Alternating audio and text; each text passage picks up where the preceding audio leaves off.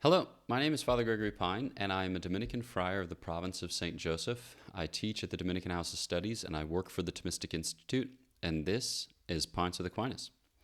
So a lot of folks will make distinctions between joy, happiness, pleasure, beatitude, delight, and other things besides. And it can be difficult to determine what each term means and how each of those realities correspond to our human flourishing and ultimately our human salvation.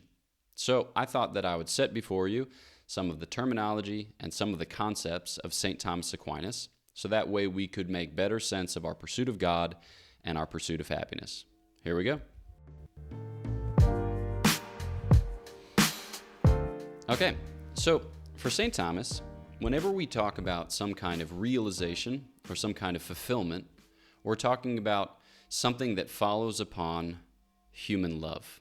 Okay, so you recognize something, you love that something, you go out towards that something, and then you possess that something. And when you possess that something, it's going to cause some kind of enjoyment or some kind of fulfillment. But the quality of the enjoyment or the fulfillment will be proportionate to the type of love on which it follows. Okay, so if you're like, somewhat abstract, clear it up for me. Here we go. We as human beings are body-soul composites. That is to say that we are made up of both body and soul. We're not like a body with a soul or a soul with a body. We're an ensouled bodies or embodied souls. We're just one thing, all right?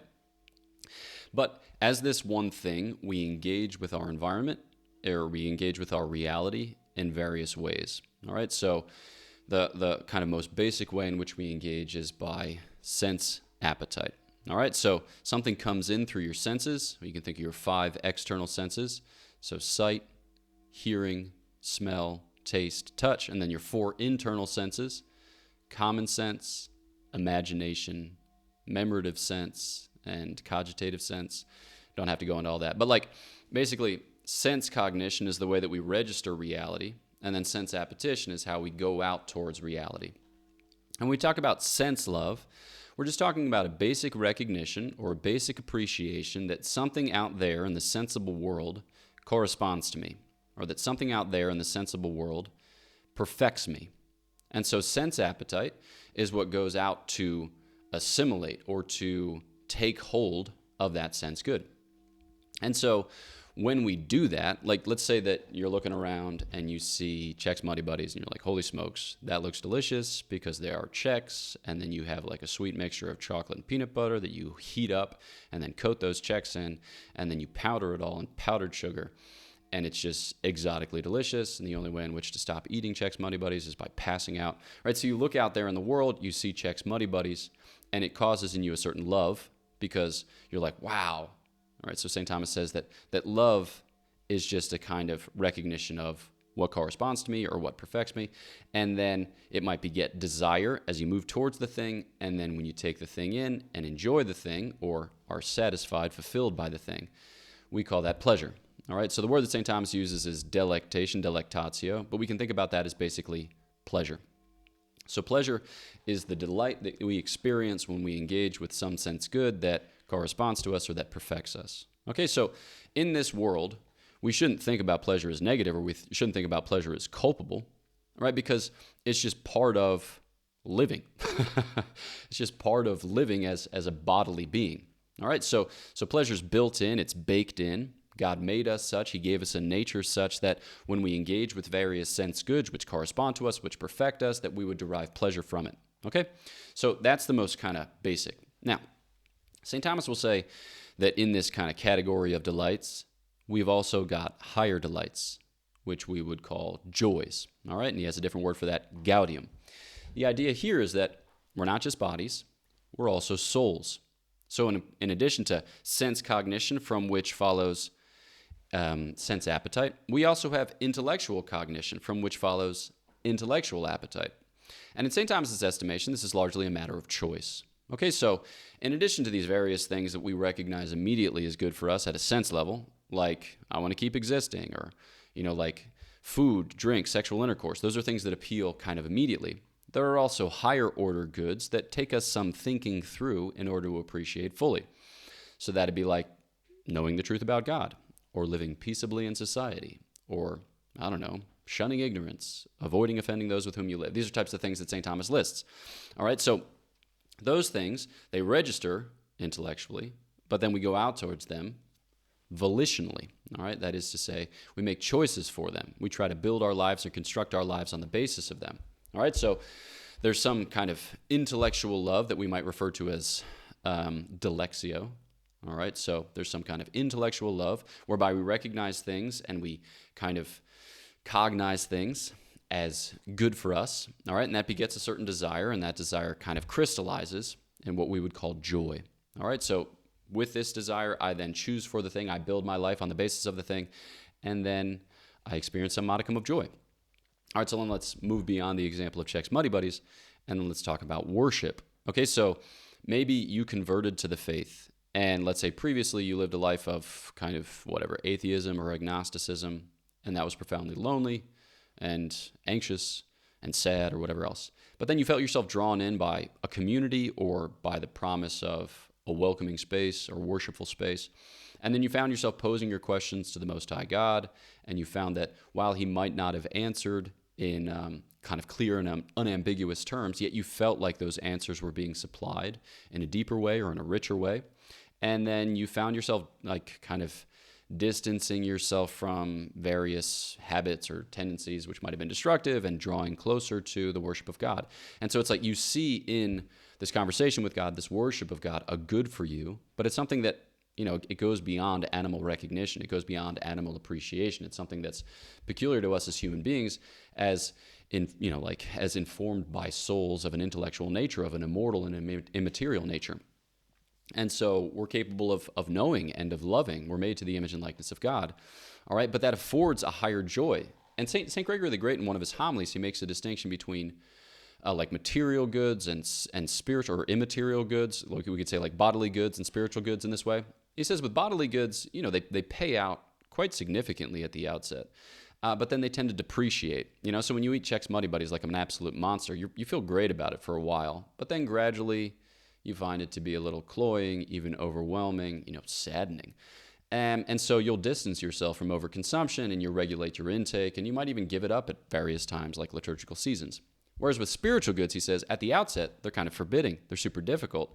But we find that when we engage with them over the course of a life and become habituated to them, that they become more delightful, that they actually have a richer payout in latter times by comparison to former times. Does that make us like spiritual hedonists? We're just here for the payout? No. We seek to be engrossed by the goods themselves, and then we come to discover that there's a delight attendant thereupon, or that there's a delight which follows from our engagement with them. So it's like you get so engrossed with God, and you find that it's wonderful, right? It's delightful. Now, you might in part be motivated by that wonder and delight, but you know that oughtn't lead, and I think that we need not worry about that leading, because God made us this way, and he understands fully and entirely that we're going to be partially motivated by enjoyment. Okay, so we've got this sense cognition, sense appetition, which gives rise to a kind of sense pleasure, which we called pleasure. And then we've got this intellectual cognition and this intellectual appetition, or that is to say, we've got this understanding and choice, which gives rise to a kind of delight that we've called joy.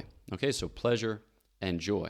But we recognize that these are kind of discrete instances or particular instances, and what we want is ultimately something that wholly and entirely is enjoyable, that is wholly and entirely enjoyable, or that satisfies, fulfills us in a perfect way.